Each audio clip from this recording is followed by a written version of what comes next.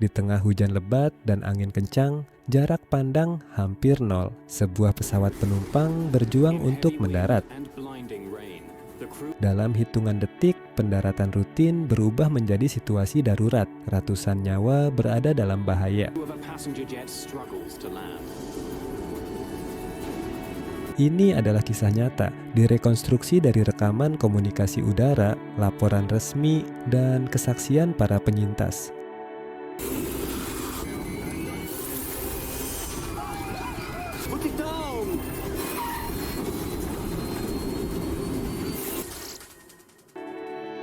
Tanggal 2 Agustus 2005, Bandara Charles de Gaulle, Paris. Hampir 300 penumpang menaiki Air France penerbangan 358 menuju Toronto, Kanada. Di dalam pesawat itu ada keluarga, mahasiswa, dan para pelancong yang tidak pernah menyangka bahwa hidup mereka akan berubah selamanya. Philip Lakai duduk bersama keluarganya, namun tidak semuanya berdekatan. Putrinya, Emily, duduk beberapa kursi di depan, dekat sayap pesawat, jarak yang tampak kecil, namun dalam situasi darurat terasa sangat jauh. Di bagian lain kabin, Eddie Ho membawa seluruh hidupnya, buku-buku, pakaian, uang kuliah, laptop, semuanya ada di dalam satu perjalanan itu. Sementara itu, Joanne Cordery Bandok baru saja mengubah rencana perjalanannya. Ia memilih rute melalui Paris agar bisa pulang lebih cepat ke Toronto. Sebuah keputusan kecil yang membawanya ke dalam peristiwa besar. Di kokpit, Kapten Alain Rozay memimpin penerbangan. Lebih dari 20 tahun pengalaman membentuk kepercayaan dirinya. Di sampingnya, co-pilot Frederick Nomor. Mereka membagi tugas. Kapten lepas landas, co-pilot akan mendarat. Why don't you fly first and then I'll take over for landing in Toronto. Pesawat Airbus A340 yang mereka terbangkan memiliki reputasi keselamatan yang sangat baik. Tak lama sebelum pukul 2 siang, pesawat lepas landas dari Paris. Penerbangan berlangsung tenang, langit cerah, awan putih, perjalanan terasa normal, tidak ada tanda bahaya. Namun, semuanya berubah. Saat pesawat mendekati Toronto, badai petir melanda bandara tujuan. Hujan deras mengguyur landasan, angin bertiup kencang, kilat menyambar di sekitar bandara. Pesawat diminta menunggu di udara. Di dalam kabin, penumpang mulai bertanya-tanya mengapa tertunda. Di kokpit, awak pesawat menghadapi pilihan tetap mendarat atau mengalihkan ke bandara lain. Bahan bakar masih cukup, namun keputusan tidak sederhana. Mengalihkan ratusan penumpang bukan hal mudah. Beberapa menit berlalu, kemudian izin mendarat diberikan. Pesawat mulai turun, menembus awan gelap, langit berubah hitam, turbulensi mulai terasa. Kilatan petir menerangi kabin sesaat demi sesaat, guncangan semakin kuat. Bagi sebagian penumpang, ini terasa seperti pendaratan biasa. Namun bagi yang lain, sesuatu terasa tidak beres. Pesawat terus turun. Di kokpit, kopilot mengendalikan pesawat. Mereka menerima laporan, landasan basah, daya cengkeram rendah, angin cukup kuat, masih dalam batas aman, namun kondisi sebenarnya jauh lebih buruk. Angin berubah arah secara tiba-tiba. Hujan semakin deras, jarak pandang hampir hilang. Pesawat kini berada di tengah badai. Detik demi detik terasa lebih berat. Penumpang mulai gelisah. Beberapa memegang erat kursi mereka. Sabuk pengaman ditarik lebih kencang. Ketegangan meningkat. Pukul 16:02, pesawat melintasi awal landasan. Semua mata tertuju ke satu hal, pendaratan.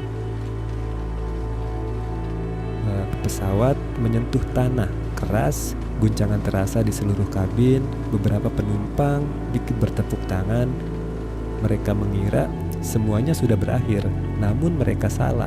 Beberapa detik kemudian, pesawat masih melaju, cepat, terlalu cepat. Guncangan semakin hebat, seperti meluncur di jalan penuh lubang. tanpa kendali.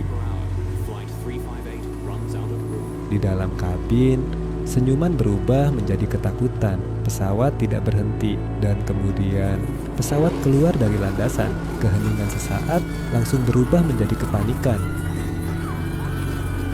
Bau bahan bakar menyebar, asap mulai masuk ke dalam kabin, api mulai terlihat.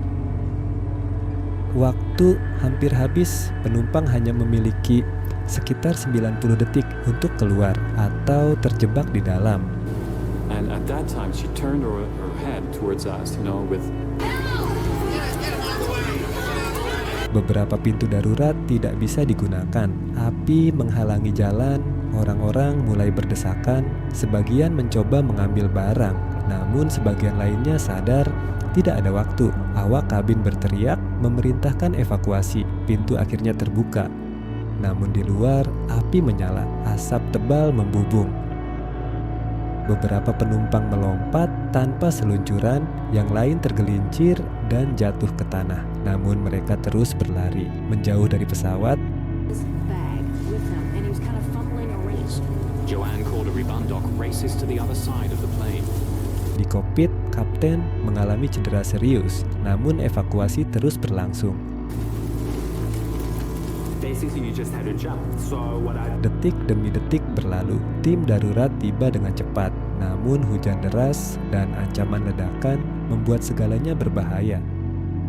Tak lama kemudian, pesawat meledak 1 kali, 2 kali, api membesar, melahap seluruh badan pesawat. Namun, keajaiban terjadi. Semua penumpang dan seluruh awak berhasil keluar hidup-hidup. Hampir 300 orang selamat.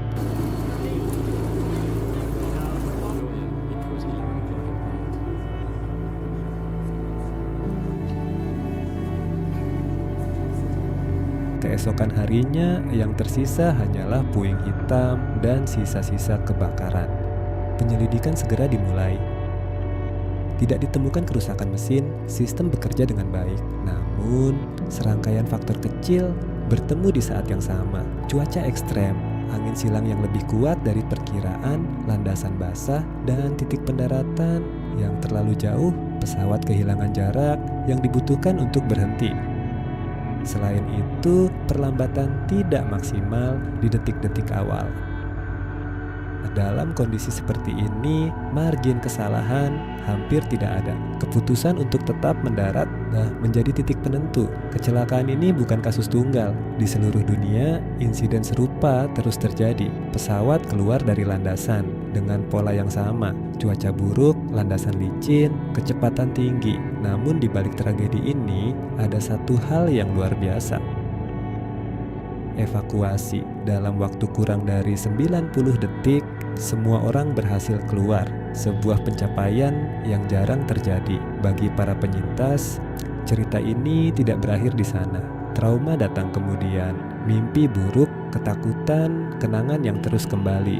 Namun juga ada sesuatu yang lain, kesadaran baru bahwa hidup bisa berubah dalam sekejap, dan bahwa mereka diberi kesempatan kedua, kesempatan untuk hidup lebih berarti, untuk lebih peduli, untuk tidak menyia-nyiakan waktu, karena pada akhirnya di tengah badai, di tengah api, dan di ambang kematian, yang tersisa hanyalah satu hal, kesempatan untuk bertahan hidup.